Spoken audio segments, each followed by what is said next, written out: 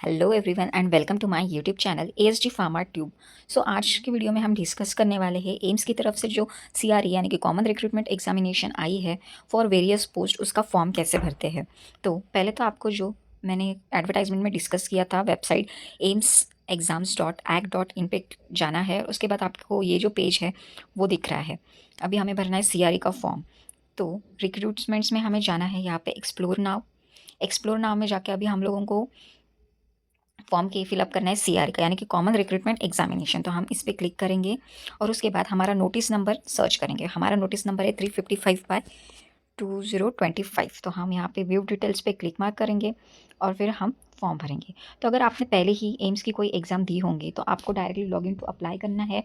और अगर आप न्यू यूज़र होंगे या फिर कभी भी एग्ज़ाम नहीं दी होंगी एम्स का, तो आपको क्रिएट अ न्यू अकाउंट पे क्लिक करना है। तो क्रिएट अ न्यू अकाउंट पे जाके आपको यहाँ पे अपना मोबाइल नंबर और ईमेल आईडी डालनी है एंड जनरेट ओटीपी करनी है। उसके बाद application personal details and create your password करना है। तो अभी ये जो प्रोसेस है वो मैं आपको नहीं बताती हूँ क्योंकि that includes my personal information.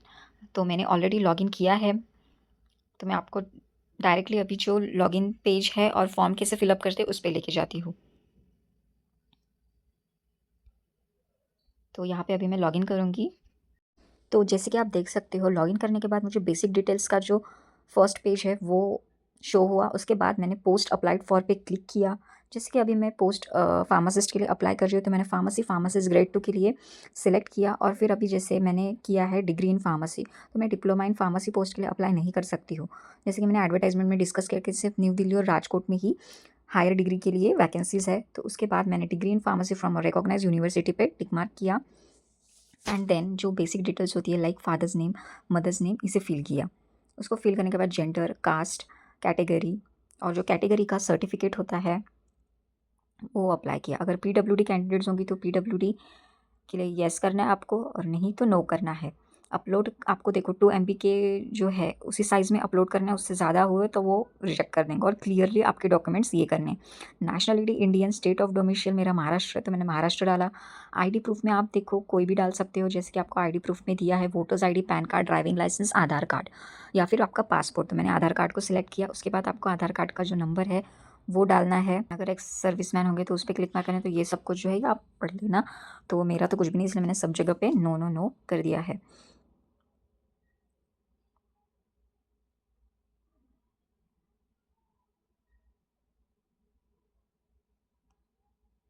Marital status unmarried, ordinary domicile in the state of Jammu and Kashmir, no. इस सब को होने के बाद आपको जो है वो सेव एंड नेक्स्ट पे करना है। और हमेशा सेव एंड नेक्स्ट करते हुए आपको पूरा फॉर्म जो है आपको वो अच्छी तरीके से चेक करना है। एड्रेस भी आपको आपका जो है वो क्लियरली ऐड करना है, जो भी एड्रेस होगा वो। देन उसके बाद please check the eligibility criteria of the selected group for recruitment. हमेशा आपको ये चेक करना है और उसके बाद ही कंफर्म करके सेव एंड नेक्स्ट करना है। सेव एंड नेक्स्ट करने के बाद आपको जो है ये second section of the form हुआ, जिसमें आपको आपका registration and the qualification details जो है उसको यहाँ पे ऐड करना है। तो आपने जो डिग्री की है, जैसे अभी मैंने फार्मेसी की है तो मैं यहाँ पे अपनी फार्मेसी की जो डिग्री है उसका नेम डाल रही हूँ। उसके बाद subject discipline and the title, subject discipline and title में मैं अपना फार्मेसी डाल रही हूँ। उसके बाद यूनिवर्सिटी, इंस्टीट्यूट, कॉलेज, बोर्ड, यानी कि आपने जो भी यूनिवर्सिटीज़, जैसे कि मैंने अभी आरटीएम में नागपुर यूनिवर्सिटी से किया है तो मैंने उस वो डाला है उसका नेम।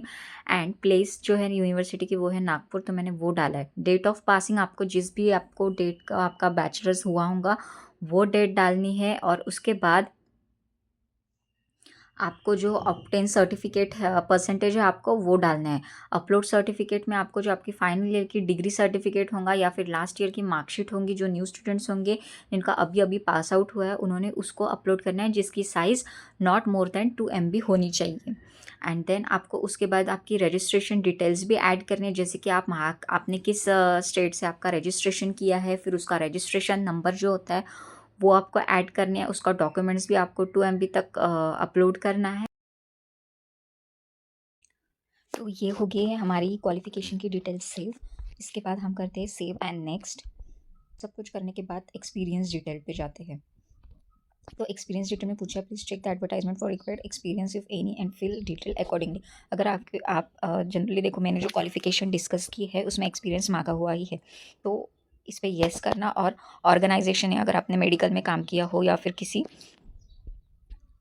फार्मास्यूटिकल इंडस्ट्री में काम किया है तो उसका नेम यहाँ पे पोजीशन है, जैसे फार्मेसी ऑफिसर हो या फार्मेसी असिस्टेंट हो, वो एम्प्लॉय टाइप आपका रेगुलर है या परमानेंट है या ऑन कॉन्ट्रैक्ट बेसिस पे है, वो स्टार्ट डेट कब थी, करंटली वर्किंग हो या नहीं हो, लेंथ ऑफ द सर्विस यानी कि कितने साल आपने सर्विस की उस फार्मेसी में, ये आपको वहाँ पे लिखना है। अपलोड सर्टिफिकेट में ये जो इसका सर्टिफिकेट का फॉर्मेट है ये आपको टेलीग्राम चैनल पे सेंड कर देती हूँ।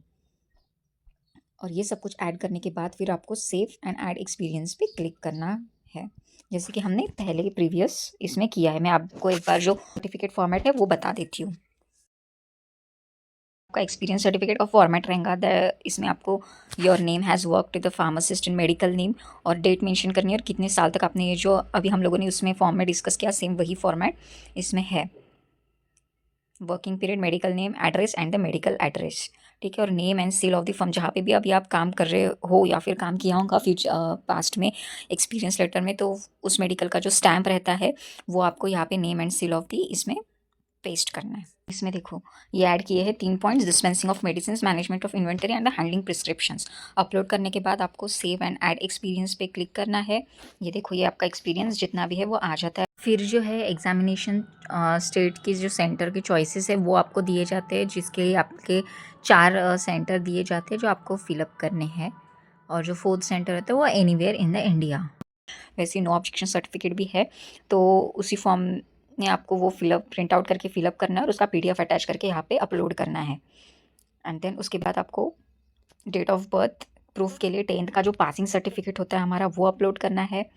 यहाँ पे upload profile photo, profile photo के लिए देखो यहाँ पे कुछ इंस्ट्रक्शंस दिए, जैसे हमारी 3.5 इंटू 4.5 सेंटीमीटर उसको वेट इंटू हाइट होनी चाहिए, और जो फॉर्मेट रहेगा वो JPG, WEPG, PNG इमेज में ही रहना चाहिए, ठीक है। और आपको ध्यान रखना है कि आपकी जो फ़ोटो है वो not be more than 6 months olds रहनी चाहिए। आपको अभी अभी की 2-3 महीने की जो फ़ोटो है आपकी वही अपलोड करनी है। सिग्नेचर अपलोड करने के वक्त भी थोड़े से इंस्ट्रक्शंस है, जैसे आपको 6 इंटू 3 सेंटीमीटर के इसमें वाइट पेपर पे ही ब्लू या ब्लैक इंक से सिग्नेचर करनी है और उसका PDF बना के अटैच करना है, और वो भी JPG, JPEG और PNG इमेज के फॉर्मेट में रहना चाहिए। उसके बाद थंब इम्प्रेशन के लिए भी आपको आपका लेफ़्ट थंब इम्प्रेशन जो है उसको अपलोड करना है, जो कि JPEG एंड PNG फॉर्मेट में रहना चाहिए with the blue and black ink pad. तो इस तरीके से जो है आपको ये 3 का जो फॉर्म है वो सक्सेसफुली सबमिट हो जाएगा। अभी बहुत सारे लोग ये गलती कर देते हैं कि एक तो साइज़ इमेज की बहुत ज़्यादा हो जाती है या फिर कभी बहुत ज़्यादा कम हो जाती है। तो देखो आपको जो मोस्टली आपको PDF बनाने हैं या फिर JPG फॉर्मेट में बनाना है वो स्मॉलर दैन द 2 MB ही रहना चाहिए। 2 MB से ऊपर अगर गया तो फिर वो आपका अपलोड के लिए डिफ़िकल्टी जाएँगी। कोई लोग ऐसे होते हैं कि जिनका अनक्लियर नहीं होता है थंब इम्प्रेशन या फिर साइंस वगैरह, तो उसमें भी प्रॉब्लम आती है, अपलोड करने में वो रिजेक्ट कर देता है। कुछ बार ब्लैक और ब्लू बोला है तो कुछ लोग रेडिंग से ये कर देते हैं, एडिटिंग ज़्यादा कर देते हैं, उसकी वजह से भी प्रॉब्लम आ रहा है। तो ये सब जो चीज़ें हैं ये आपको ध्यान रखनी है अपलोड करते वक्त डॉक्यूमेंट्स। तो इस तरीके से आप फॉर्म भर सकते हो। बाकी जो एडवर्टाइजमेंट है, सिलेबस है, एम्स CRE फार्मासिस्ट का, क्वालिफ़िकेशंस, एज क्राइटेरिया और फ़ीस स्ट्रक्चर्स वगैरह जो है वो भी मैंने एडवर्टाइजमेंट में डिस्कस कर ही दिया है, जिसे आप मेरे यूट्यूब चैनल पे जाके देख सकते हो। तो अगर आपको इस वीडियो में कुछ डाउट होगा तो आप कमेंट कर सकते हो, और अगर आपको ये वीडियो पसंद आया होगा तो please subscribe to my YouTube channel which is the ASG Pharma Tube, and thank you.